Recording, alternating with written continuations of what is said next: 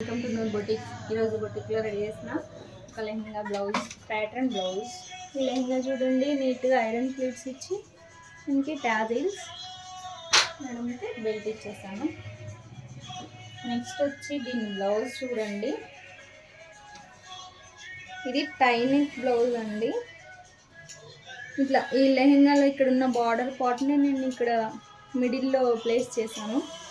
ఇది ఇలా టై లాగా వస్తుంది. బ్యాక్ వచ్చేసి ఇట్లా just normal L type neck ఇచ్చానండి.